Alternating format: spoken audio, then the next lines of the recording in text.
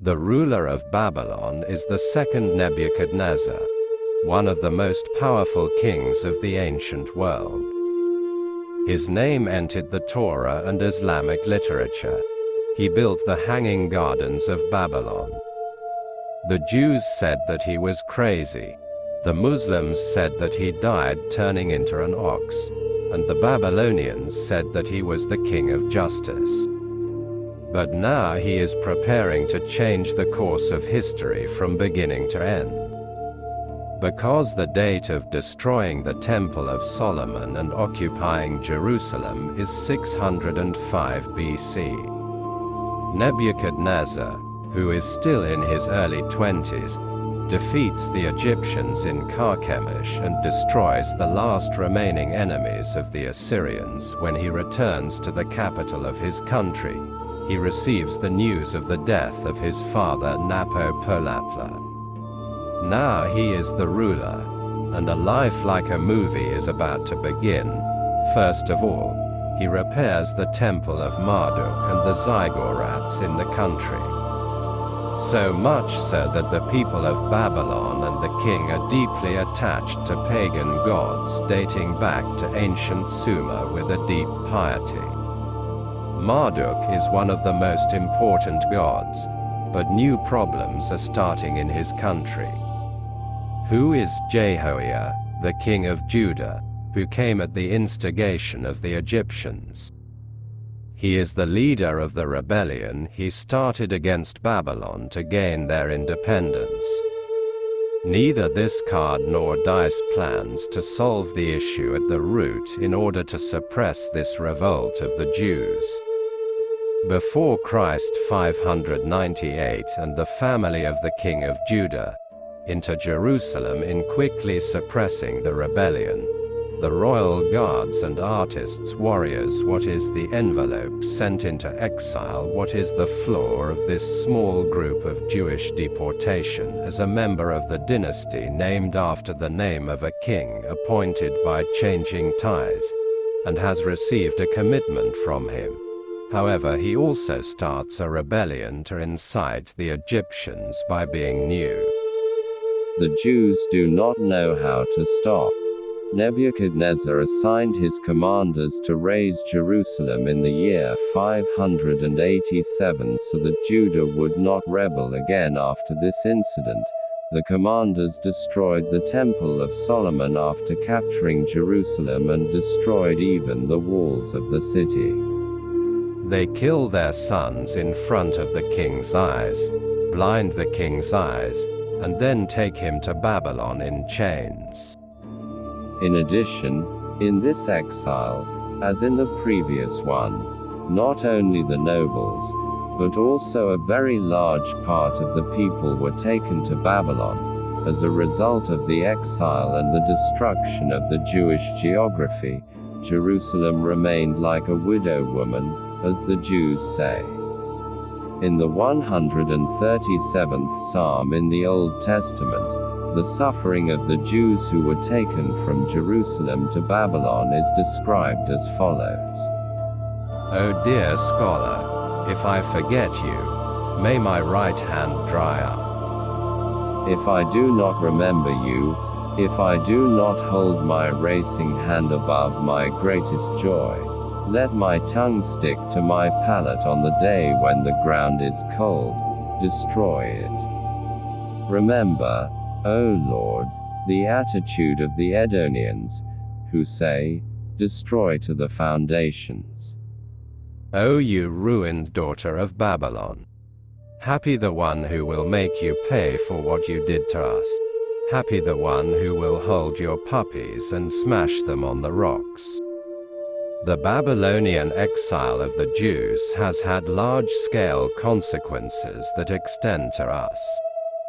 One of them is that with the expulsion of the Jewish population in the region, the number of Arabs who began to settle around Jerusalem and Palestine increased, which has become one of the main causes of today's Palestinian-Israeli wars.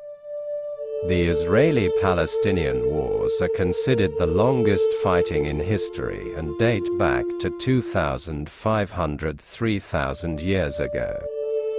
If we are the cold generation witnesses of this war, which has a history going back to ancient humanity, it is actually found for the first time in the name of Palestine in the inscription written by the Egyptian pharaoh Ramses III in 1190 BC. And there is a mention of a sea people named Philistines. However, the origins are questionable. The region where this people settled, that is, the Palestinians, started to be called Palestine, and then the migration of both Jews and Arabs to the region started this fight of history. The expulsion of the Jews to Babylon by Nebuchadnezzar has many other important consequences. That the Jews established their country in the King of Wood and Jerusalem for the continuity of the kingdom of David. They believed that it would never fall into enemy hands. Also, according to the Jewish faith, Jerusalem was the place where the god Yahweh resided. Jerusalem is also known as Jerusalem, because King David bought this place from a people named Jerusalem. Although David had the city built, he tried to build a temple for the residence of God and the Ark of the Covenant, but it was not given to him to complete this temple, but to his son Solomon the prophet. In this context, the destruction of Jerusalem and the destruction of the Temple of Solomon by the Babylonians, the Tan House, and the expulsion of the Jews were a great tragedy for them, while they expressed the situation as God's punishment for their sins. Even though they were exiled from a great city like Jerusalem, Babylon is too immense for the Jews to describe. With its huge walls, temples, libraries, lush gardens and cosmopolitan structure consisting of various peoples, Babylon is more magnificent than they have ever encountered before. So much so that the second Nebuchadnezzar built the Hanging Gardens of Babylon in this city, one of the 7 wonders of the world. Nebuchadnezzar's beloved wife, Amytas, who came from the land of Met, misses the greenery in her country, and it is said that he built enormous gardens because of his love for her. This claim was also written and confirmed by the priest Eros Sous of Babylon. But today, unfortunately, we do not have archaeological evidence other than what is described about these gardens. Nebuchadnezzar's wife or other wives are not mentioned in historical records, so is it a legend? We are faced with the question of whether it is real. However, we know that Nebuchadnezzar had the famous Tower of Babel rebuilt, which was first built by the Sumerians and dedicated to the god Vardu. The tower was basically a 7-story building with a width of 90 meters and a height of 90 meters. There are priest palaces, warehouses, guest rooms around the tower, a lion-lined passage leading to Esagalia, another temple built in the name of the god Marduk, and a religious ceremonial way. Homer described the size of the tower in detail during his journey with the Bab. Already, the second Nebuchadnezzar is a real architect, and he describes what he did for Babylon as follows. I have crossed distant lands, distant mountains, steep paths from the upper sea to the lower sea, unpaved roads, places where it is impossible to move, places where there is no ground to hold on to, difficult roads, thirsty journeys and overthrew disobedience. I have taken my enemies prisoner. He says that I have enriched the lands and people I have controlled, Nebuchadnezzar has printed some of the construction work he has done on this cylindrical site that you can see on the screen right now, and buried it in the hope that future kings will discover it. You know, the famous Babylonian Gate. Some of them are in the Istanbul Archaeological Museum, and some of them are on display in the British Museum. Even Alexander the Great passed through these doors with admiration when he entered the new baby. They are neither the works that this Nebuchadnezzar has rebuilt and beautified. This gate was dedicated to the god Marduk. Thus we understand that Nebuchadnezzar glorifies Marduk compared to all the other gods in the Mesopotamian pantheon. Decal's honor god Marduk's favorite, the king of the universe, with concepts such as having no enemies from the horizon to the sky, and because God created a majestic bond between the king and the city of Babylon. The inscriptions describe Nebuchadnezzar's canal system as the product of a Herculean effort. He says, "Besides Babylon, I have organized the great coasts of the earth. I have brought the great floods of destructive water, which resemble the majestic waves of the sea, to their knees and made him flow." All this splendor and the idea that the Jewish god Yahweh was defeated by the pagan god Marduk caused some of the Jews to turn from Yahweh to the god Marduk. This is actually not a surprising situation, because the God in the Torah is not the only God with perfect power like Yah, and today, like the other first monotheists, Yahweh, the God of the Torah, has human characteristics. He is a God who gets angry, can sometimes lie, because at the time when the Torah was written, he was just passing from gods in the form of man and man to abstract gods. The Jewish people and their scholars discovered something new during their exile in Babylon for almost 50 years, a religious worldview that traces its origins in Babylon back to the Sumerians. From the Babylonian exile Jews today we call the Old Testament books not yet fully ago is not compiled.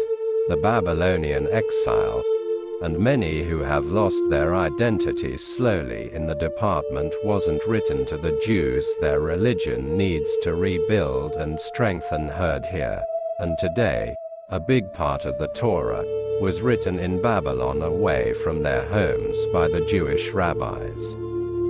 And here again, a very large part of the irrational stories that we encounter today in the Torah entered during the exile period in this way.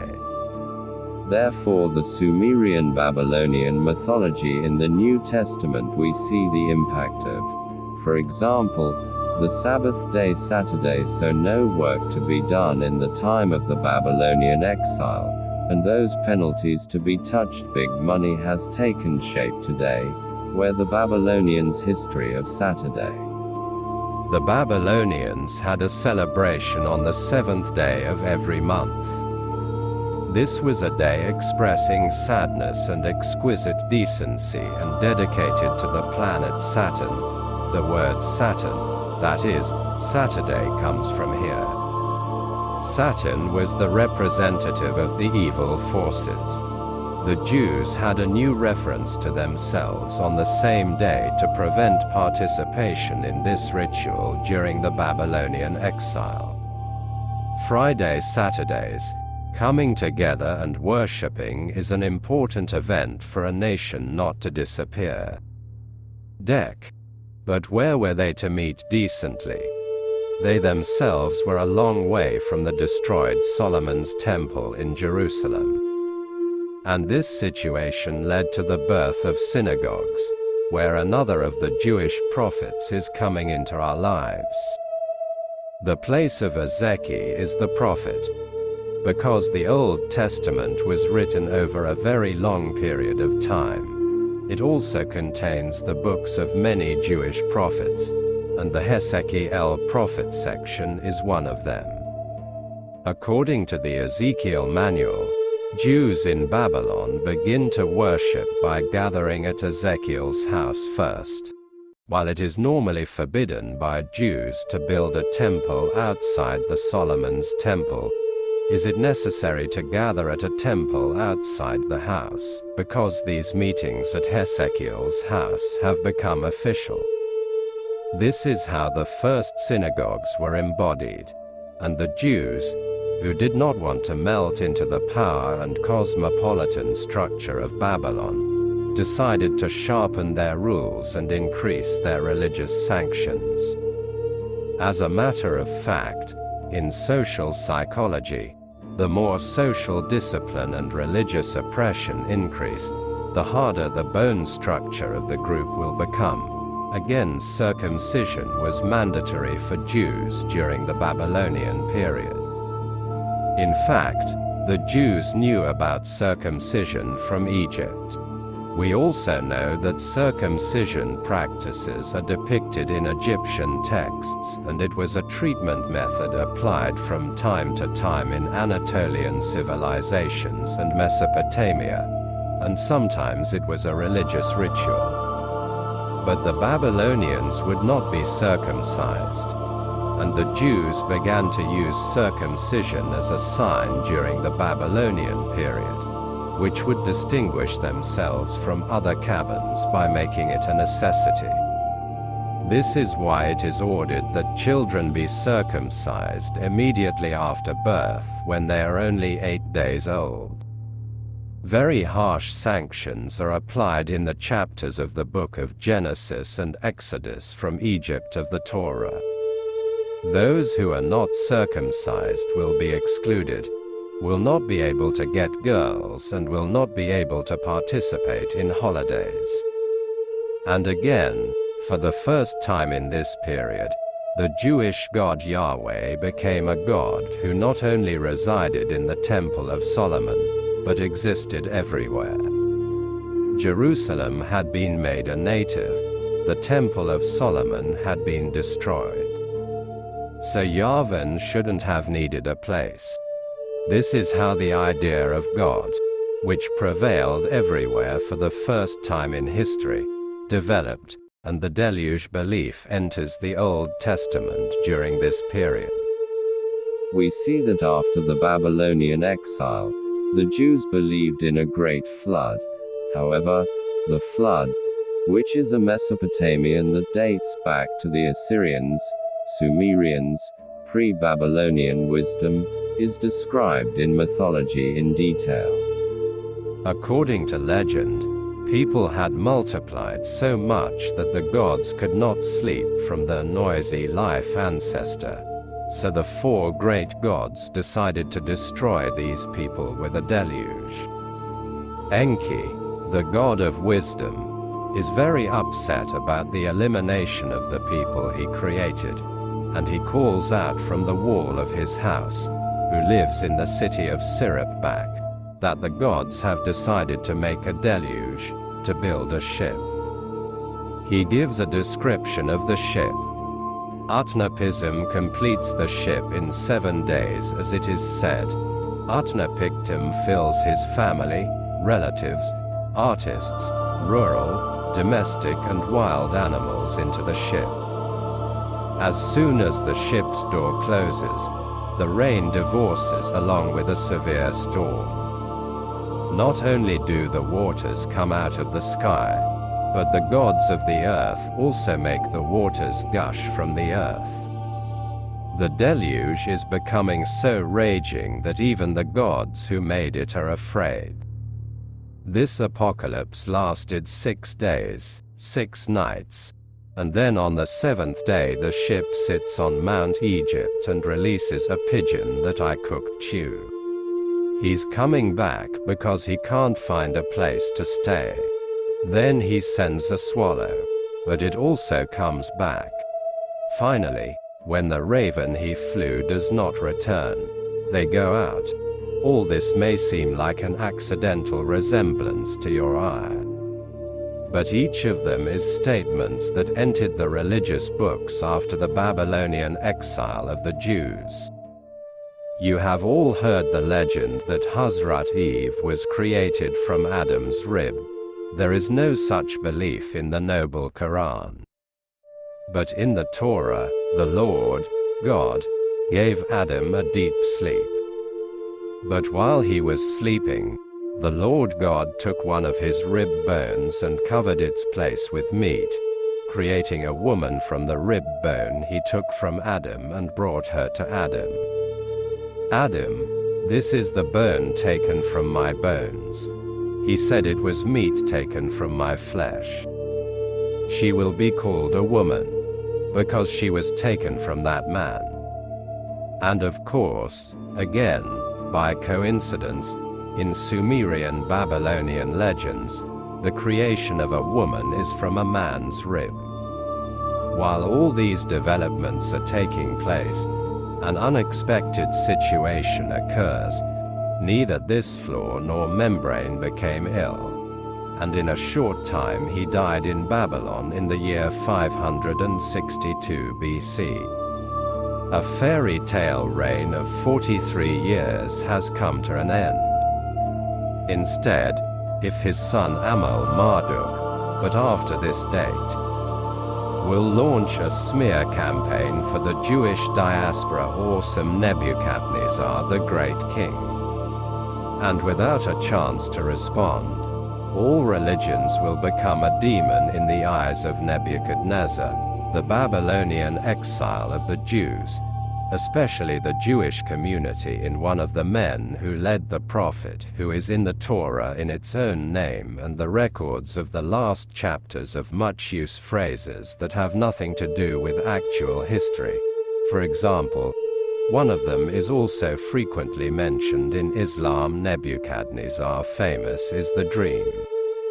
According to the legend, which is mentioned in several different forms in the Torah, he sees a giant statue rising in the middle of the city in his dream. The head of the statue is the head, and it is made of gold. Her body is of silver, her skirts are of bronze, and her feet are of clay. Then a rock breaks off from the mountain, and it hits the feet of the statue of Nebuchadnezzar. The statue is torn apart, scattered by the wind and destroyed. A stone becomes a mountain. Nebuchadnezzar calls some of the marbles in his country, including the prophet Daniel, and asks them to interpret his dream. The answer to the dream will come from the prophet Daniel. Daniel continues his words like this: the meaning of the dream is this.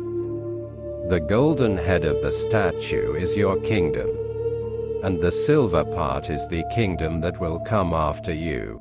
After this kingdom, another kingdom that looks like copper will come out and rule the whole world. After that, the future kingdom will be strong as iron. Eventually, a divided kingdom will emerge.